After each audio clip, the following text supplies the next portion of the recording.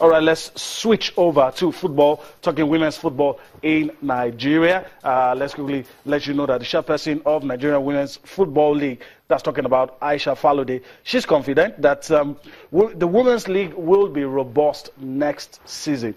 She told Channel Sports in Lagos that more brands are beginning to see reason why the league should compete favorably with other women's leagues across the world. Let's listen to Aisha Falode in her own words, what she has to say about that. And we'll be back for more on Sports Tonight. Stanza is it will be a build-up to what we started in the first stanza. We believe that we have created the platform for the girls to thrive, the platform for the coaches to also flourish, the platform for the crowd to see the beauty in the beautiful game of the women. We have also now, the stage we are now is engaging the corporate world to let them know and let them see that there's indeed potential for activation and leveraging of the different brands in the women's game. So by the time we begin to play the end of the season in our Super 4, I believe that it will be not only good ambience for football, it will be a good atmosphere also for the brands, for us to showcase, what we have and the potential really of the women's game to the different brands that will be watching the Super 4 here in Lagos. It's a challenge for the Women's League. We don't want to look back, because when we look back, we cannot move forward.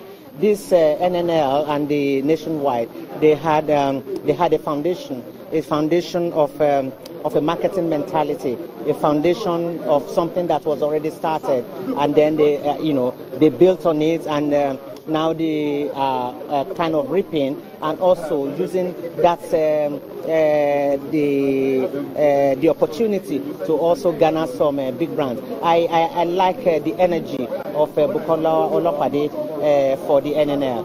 I like the zeal. I like the penetration of the market by the NNL. We are watching, and it's challenging us as well. I believe that by the time we resume the next season, the 2017-18 season, we should also have set something to celebrate for the Women's League. All right, so you've heard it. The plans are in the offing to make things more attractive in the Women's Football League, following the footsteps of the guys in the Nigerian National League and the Nationwide League.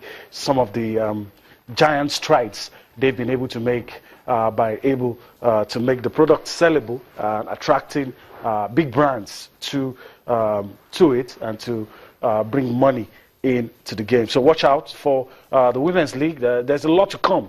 A lot of brands justly to associate with the Women's League. Let me quickly introduce my partner. He starts off the show with me. Hopefully we will be landing safely at the end of the show. Wale Ishola joins me this lovely Thursday evening. Wale, let me welcome you to the show. Good evening, Yemi. It's good to be back to the studio. All right. Yeah. We'll be talking about a whole lot of issues, the Super Eagles, but let's just quickly get some things out of the way. Let's quickly let you know that the Lagos State Football Association says there are plans to start a profit-based league in the state in a few months. That's according to the chairman, that's Sheyi Akinomi. He says the move by the LSFA is to develop community-based clubs, which is already drawing enthusiasm from various individuals and groups. And so I guess we just have to listen to him, let him explain that. But you know that you heard it here first, that the Lagos State Football Association is planning to start a profit-based Super League in the state. So let's take a listen, and we'll be back for more on the show. It's going to be extremely big. It's not a back of the yard league. It's going to be a big league, commercial ventures, profit making, and it's going to have essentially the values that you want for a really big commercial league. It'll be on TV, and all of that. So maybe channels will take up the TV rights. You know, everything that we complain about, it's because we didn't deal with them at the grassroots. The bloodline, you know, the veins of development of football and of growth of football is at the grassroots. So we get kids at a young age, we get coaches at a young age, we get referees at a young age, and teach them the right way to do it. Yeah, we're going places. All right, that's it. We're going places, doing the right things, putting the right structures in place, talking about a Super League, and I'm beginning to imagine how that's going to be. And you know, in his words, it's not going to be some back of the yard league somewhere. And one thing about Lagos is when they put their mind to something, the classics have shown us that it's always one of the best. But how do you react to this piece of news? Lagos is not called Center of Excellence for Fun. They've adopted a model whereby anything they try to do, they do it well. Now, it said something that they want to get them young at the grassroots level. It is very, very good. If you don't catch them young, by the time they get old, is that the time you catch them? They will have been spent forces. There are so many talents that have been wasted in Nigeria just because they were not caught at a very young age. But if you now go to the community level, and one thing they will leverage on is the commercial status of Lagos. This is the fifth largest economy in the whole of Africa. The economy of Lagos is bigger than the economy of Kenya and some other West African countries, even Ghana. So imagine, with the companies being dotted all over Lagos and the IGR being generated by the government, and what is coming into the coffers of most companies, they should be able to part with this money and support this corporate social responsibility. Because I believe for most companies, it is the CSR. So once you support this kind of initiative, and there's no better thing to use than football. Yes, Yemi. It doesn't only help you as a company, it helps in terms of security, because street urchins, criminals will be taken away from the streets. They'll be transformed. They'll be transformed, and some of them will not face football as a career. So it's of social value, it's of economic value, it's of mental value, it's of health value. Yeah. So it is a very good initiative. I agree with you, Wale. All right, so that's it. We'll be watching, and in a few months we'll see how they roll out the plans and how they implement it, that big Super League talked about here. Well, we're going to say a lot of things about the Super Eagles on the show, and I'm just thinking, Wale, let's talk a little about our opponents, because I know we're going to dwell on the Super Eagles, the close training and all the others. I mean, the vibes coming from the camp of the Bafana, choosing a new captain, depleted squad, injuries, new coach that seeking advice from Stuart Baxter, seeking advice from everywhere. I mean, how should we take that? Should we just say they're going to be easy pickings?